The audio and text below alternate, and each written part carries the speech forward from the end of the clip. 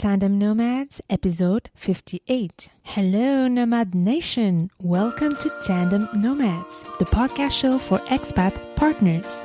You will find here great inspiration and tips to build your portable career and thrive in your global nomadic life.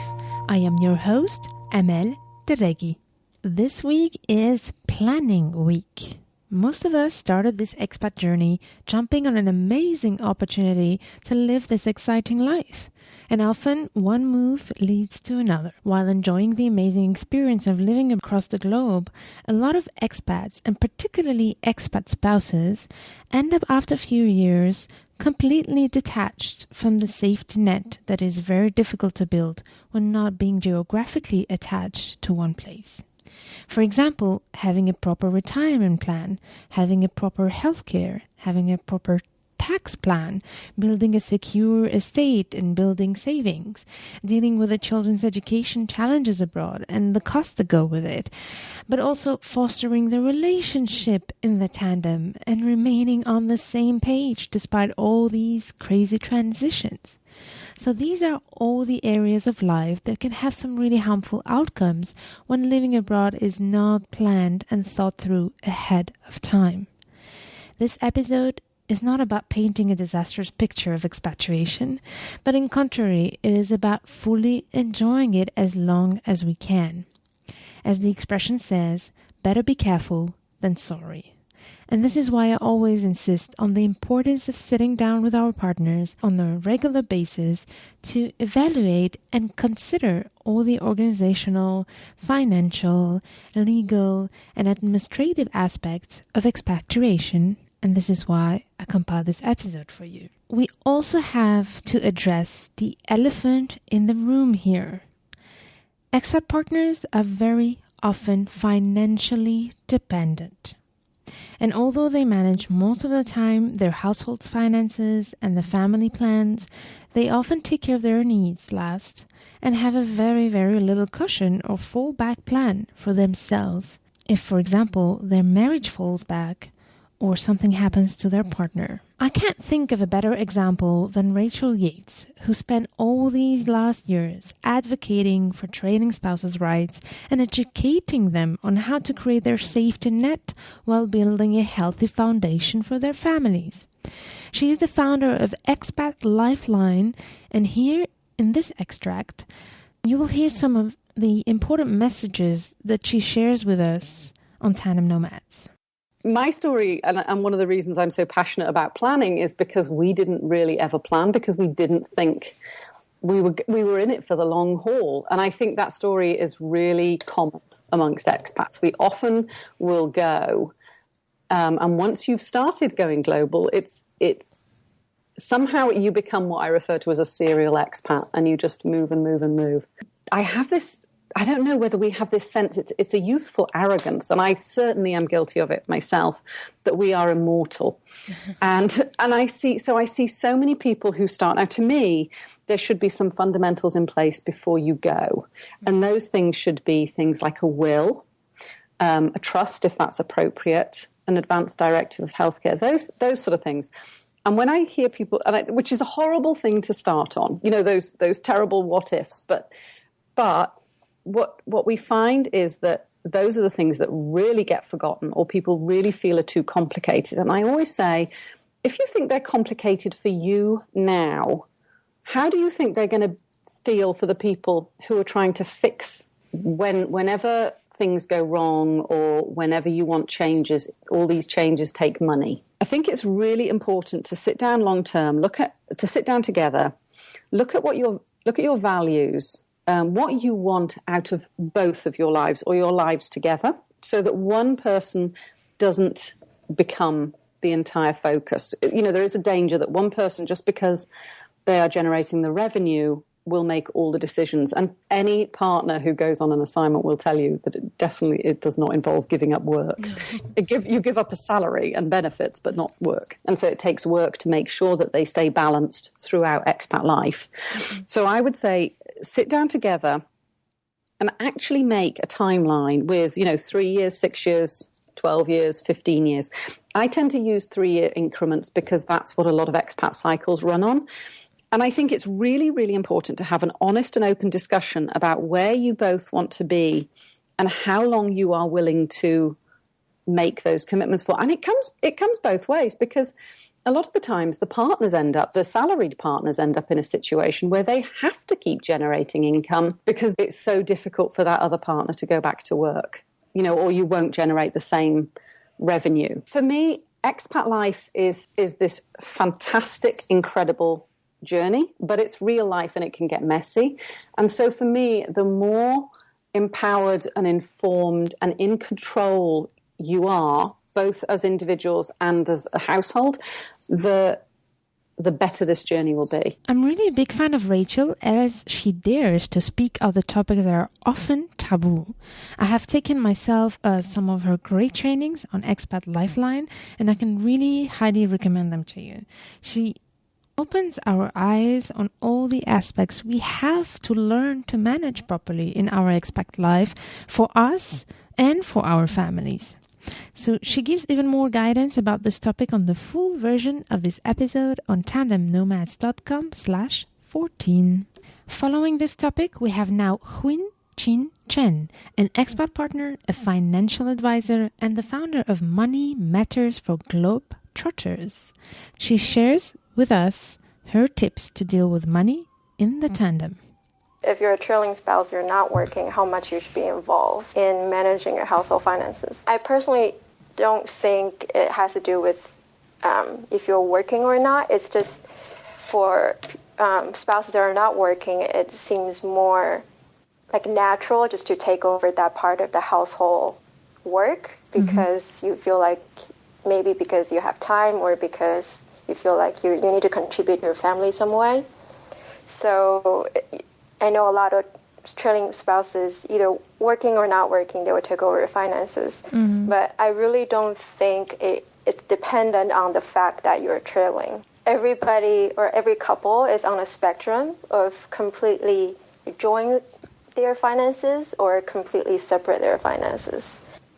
There is a commitment, and if you commit to being together, and I think it should be reflected in your finances. The better way to look at it is that no matter you have extra money or not, really what's more important is what you want to achieve in life. So no matter how little or much money you have, you know how to appropriate them the right way. So there are the short terms and the long term. And I think some guests from your show discussed before how we usually focus on the short term when we're moving or forget about the long term. So as a financial planner, I always start with the long term because when you're moving around, it's like you always need a center or you need a focus. And you can't focus on something that's very close to you. Just think about it as a journey, or you're hiking, you're walking towards some place. And the only thing that doesn't change is the thing that's really far away. So when you have all the just frantic things, then the things that you know about that you have to deal with in the short term, just you need to always remember why you're doing this. Why are you going overseas? Is this for your career, your spouse's career, because you really like traveling, because you want the experience? Make sure that's focal in your financial plan, that this is the reason why we're doing this. And once that's clear, and for both of you, I usually start with 3 long-term goals. One goal from between 1 to 5 years, another goal from 5 to 10, another goal maybe very far away, like, when you want to retire and things like that. But write them out and make it very specific and define it very clearly between you. So you know everything that you're dealing with your money and your finances and the insurance you need to buy, and everything is because you want to achieve those 3 goals. You can learn more about Huyn Chin Chen and her valuable advice to manage your household money on tandemnomads.com/30. The following extract is with Jeremy Bickley. He was an expat partner himself when he followed his wife to Switzerland, but I mainly interviewed him in his capacity as a tax expert for Air Inc., a global mobility services company. Here is a little extract of this episode where I ask him some questions about how to plan our expat packages and taxes when getting a job offer abroad. I think the first thing to ask or consider from an employee's perspective, kind of, again, getting on the employee's side of things, is does my company have a team dedicated to global mobility, which isn't always the case. And if they do, am I talking with that team right now? And in terms of what an employee is looking for, it's important to understand what kind of package you're being offered. What's my package? What am I being offered? And how is it different or the same from what I'm doing right now with my paycheck, how I'm spending my money? How do I know I'm getting the best deal? And I think the best way to look at it is hopefully your company is not trying to make deals for one person or the other. They're trying to have an independent and kind of equitable mobility program. No matter what kind of assignment you're going on, and no matter what level of allowances your employer is offering, I think the most important thing to ask for or to know if you're receiving is tax preparation services. And I mean, tax has the distinction of being the most complex and the mundane aspect of an assignment for most people. So at a bare minimum, employee should be able to understand what they're obligated from tax and have the support from a tax services provider. A lot of the other things just flow through, the employees just maybe going to pay the housing on your behalf. The cost of living is just going to be put into your paycheck monthly or however often you're paid. But the taxes sometimes aren't thought of until, you don't file your tax return until the year is actually over. So you might not even think about it till you're already there for 6, 12, 15 months. And at that point, it's too late. The taxes are already due. And what do I owe? How do I do this? So it's really something that I think is often overlooked, but it's a really important point to confirm. Jeremy shares with us some very important information to know about your expat packages and tax situation in the full version of this episode on tandemnomads.com/42. This is actually a particular episode that I highly recommend you to share with your partner, as he or she might be able to act upon it with his or her employer. So don't hesitate to share it with your partner. It might give him or her some ideas, especially if you're preparing to move again very soon. We end now with a topic that is very touchy subject among expats. What happens when an expat couple divorces? As you will see, if not planned well, the implication for the expat partners can be quite dramatic, especially when there are kids involved.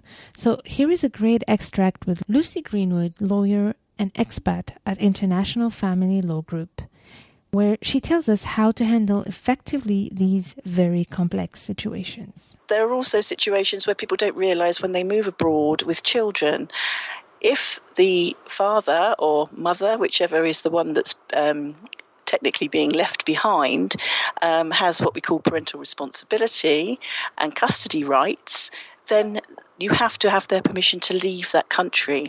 So you may meet somebody in London, move to Spain, and not realise that actually, if it doesn't work out, you probably can't get your children out very easily from Spain. You'd have to have an order or that the father's consent to actually move back to England. And a lot of people don't realise that, and before they know it, they are on the wrong side of a child abduction claim, which is then putting them on the back foot even if they do go back to the country and have to apply formally to leave. And they can be dependent on their spouse's visa and be a dependent, literally, as a visa. And if their relationship breaks down, you might find that in the worst case scenario, their partner stops their visa. They haven't got a right to have a visa in their own right. They could potentially be kicked out of that particular country, but of course they may not be able to bring their children with them. That's a very extreme scenario. So it's important to know these sorts of things before you move, or if things aren't going well when you have moved, taking some advice quickly. It's all of this. There's lots of factors that have to be borne in mind for your particular circumstance. Very much depends on where you're going, who you're going with, how long you're going, and what your connections are elsewhere. But I think the point is, the main thing is to actually just take some advice before you go, because to be forewarned is to be forearmed. And you can ignore it. It may never have to be used, but at least if you know that in the back of your mind, you can feel like it's in your back pocket should you need it. And an alarm bell will ring when you hear a certain thing, and you'll be better prepared than you would otherwise be. In the full version of this episode, you will hear about some crucial information to know about international family law. So please make sure to check this episode on tandemnomads.com/38.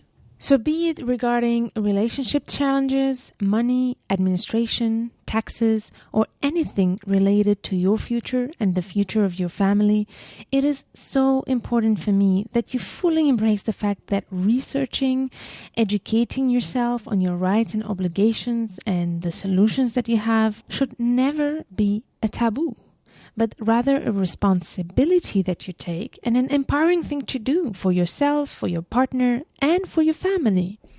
The only way to be able to build a healthy and sustainable relationship in your tandem while taking care of your needs and traveling the world, it is by discussing, planning, and agreeing on these important fundamentals. The whole point of this episode today is to make sure that you realize that the earlier you do that, the better outcome you might get to fully enjoy your life abroad.